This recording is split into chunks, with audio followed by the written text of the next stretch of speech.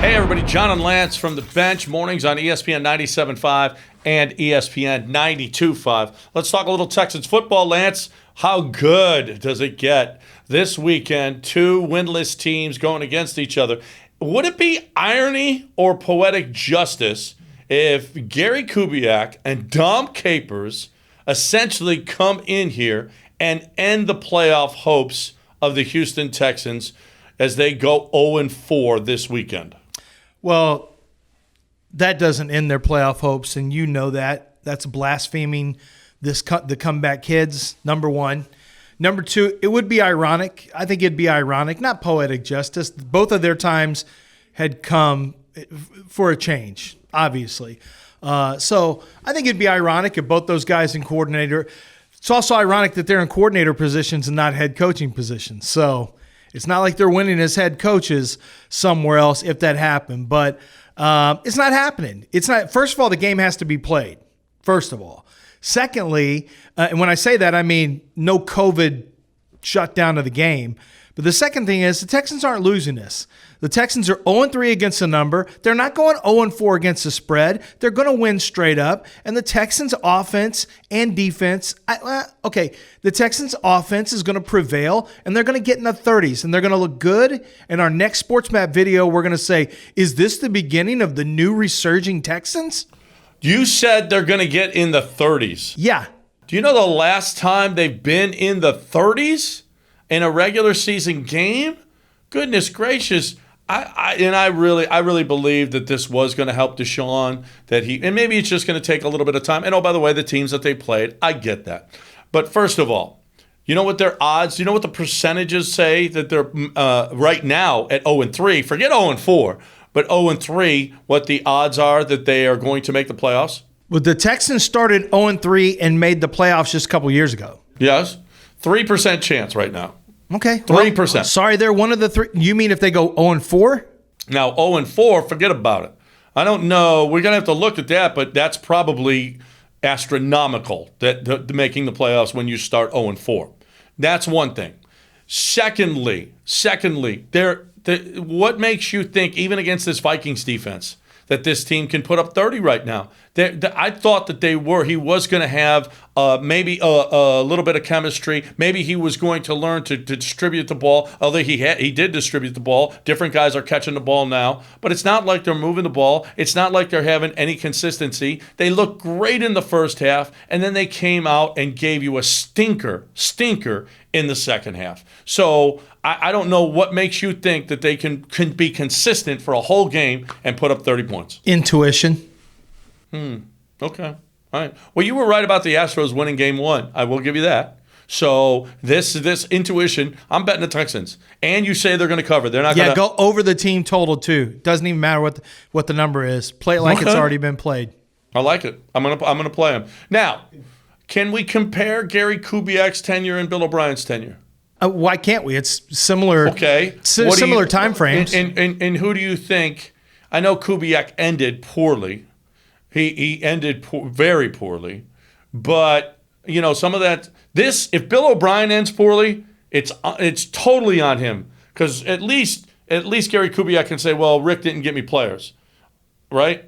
Even though it was we think it was a collaboration between the two of them. This is all Bill O'Brien now.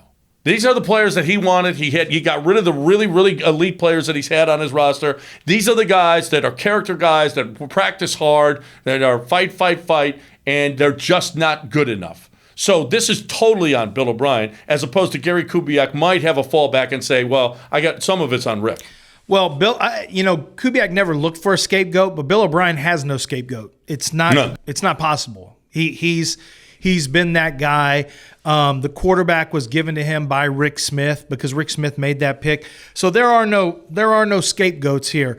Everything that happens from this point forward is 100% on Bill O'Brien's shoulders, which I think, John, is one of the reasons why I think you don't just rule out the fact that the Texans could go in a different direction maybe sooner than people anticipate, because anything that happens, I mean, you could say Jack Easterby, but let's be honest here.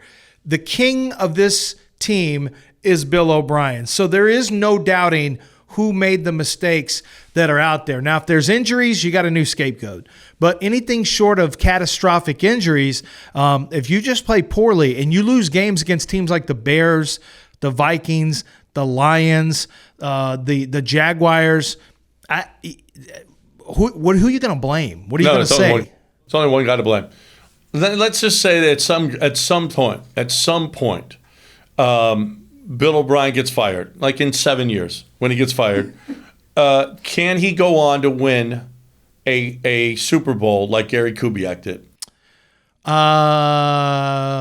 Yes. When Gary Kubiak got fired, and Gary Kubiak, what were the odds? Anybody said, well, Gary Kubiak, that's a Super Bowl winning coach. Zero. No, but he had. You look. That was a special circumstance. You had John Elway, who knew Kubiak, who plugged him in, and Peyton Manning wasn't even good the year that he won a Super Bowl. That was all about the defense and the running game. But yeah, anybody can win a Super Bowl if you get the right setup and the right if things break right for you. Bill O'Brien has won division. I don't think anyone thinks Bill O'Brien is a bad coach, except maybe some fans scattered in Houston. So Bill O'Brien, even if he leaves the Houston Texans, he's going to get another job as a head coach. He's won games with the Houston Texans. He's got a much better record than Gary Kubiak had. I would argue that Kubiak's two best teams were better than any of Bill O'Brien's two best teams. Are you sure Bill O'Brien? There's a general manager out there that's going to hire Bill O'Brien, knowing that he's going to perform a coup and get that general manager fired. Well, are you sure about that? If you a guy think he's who can't have a boss. Is there another Cal McNair in the league?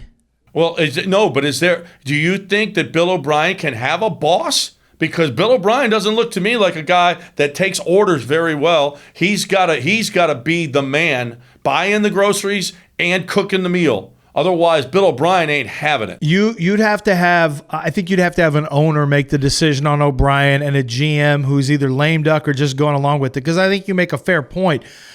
He wanted control of the 53 when he got here. He didn't get full control. Well, he had his piece of the pie, and Rick had his, and then.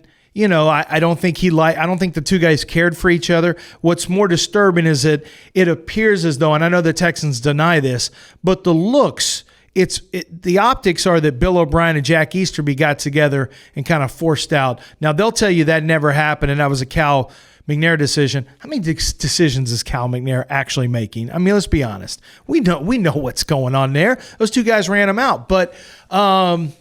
Yeah, he'll get his shot as a head coach. If you can win games, you'll get a shot as a head coach. And he's not leaving Houston anytime soon, like you said, unless it's a total disaster. And we haven't seen that happen to other than when it was Tom Savage. We haven't seen a total disaster for Bill O'Brien. I think Bill O'Brien has slammed the door on any other chances to be a head coach in the NFL. I don't think any GM can trust him after this. That's my personal opinion.